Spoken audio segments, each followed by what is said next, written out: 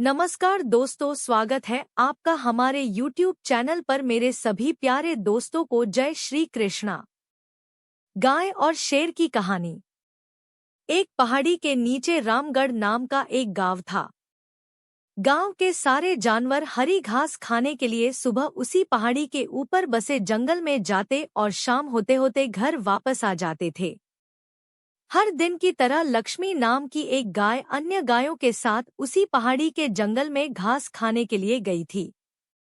वह हरी घास खाने में इतनी ज्यादा प्रसन्न थी कि वह कब एक शेर की गुफा के पास पहुंच गई, उसे पता भी नहीं चला। शेर अपनी गुफा में सो रहा था और वह पिछले 2 दिनों से भूखा भी था। जैसे ही लक्ष्मी शेर की गुफा के पास पहुंची, गाय की खुशबू से शेर की नींद खुल गई। वह शेर धीरे धीरे गुफा से बाहर आया और गुफा के बाहर गाय देखकर खुश हो गया। शेर ने मन ही मन सोचा कि आज उसकी 2 दिनों की भूख मिट जाएगी। वह इस तंदुरुस्त गाय का ताज़ा मांस खाएगा और यह सोचकर उसने एक तेज दहाड़ लगाई। लक्ष्मी शेर की दहाड़ सुनकर डर जाती है। जब वह अपने आसपास देखती है तो वहां दूर दूर तक उसको कोई भी दूसरी गायें नहीं दिखीं। जब वह हिम्मत करके पीछे मुड़ी तो उसे सामने शेर खड़ा हुआ दिखाई दिया। उस शेर ने लक्ष्मी को देखकर फिर से दहाड़ लगाई है और लक्ष्मी से कहा, मुझे 2 दिनों से कोई शिकार नहीं मिल रहा था, मैं भूखा था। शायद इसलिए भगवान ने मेरा पेट भरने के लिए तुझे मेरे यहाँ पर भेजा है। आज मैं तुझे खाकर अपनी भूख मिटा लूंगा। शेर की बात सुनकर लक्ष्मी डर जाती है। वह रोते हुए शेर से कहती है, मुझे जाने दो, मुझे मत खाओ। मेरा एक छोटा बच्चा है जो अभी सिर्फ मेरा ही दूध पीता है और उसे घास खाना अभी तक नहीं आया है। लक्ष्मी की बात सुनकर शेर हंसते हुए कहता है, तो क्या मैं अपने हाथ में आए शिकार को ऐसे ही जाने दूं? मैं तो आज तुझे खाकर अपनी 2 दिनों की भूख मिटाऊंगा। शेर के ऐसा कहने पर लक्ष्मी उसके सामने रोने लगी और विनती करते हुए कहती है कि आज मुझे जाने दो।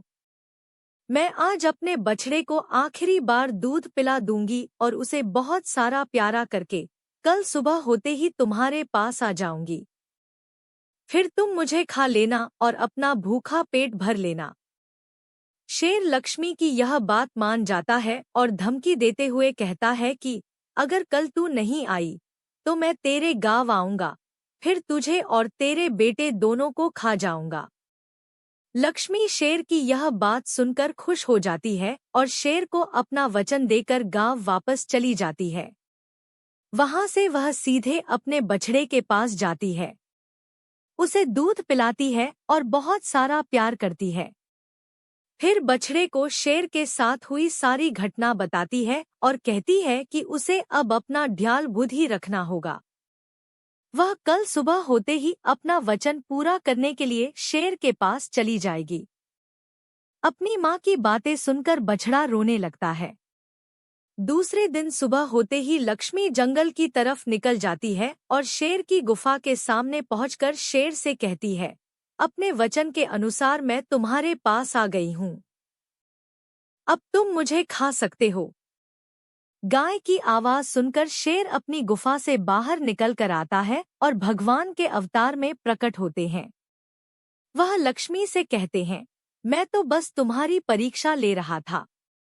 तुम अपने वचन की पक्की हो। मैं इससे बहुत प्रसन्न हुआ। तुम अब अपने घर और बछड़े के पास वापस जा सकती हो। इसके बाद वे उस गाय को गौ माता होने का वरदान भी देते हैं और उसी दिन के बाद से सभी गायों को गौ माता कहना शुरू कर देते हैं। कहानी से सीख। हमें जान की बाजी लगाते हुए भी अपने दिए हुए वचन को पूरा करना चाहिए। यही हमारे दृढ़ व्यक्तित्व को दर्शाता है। कहानी से सीख।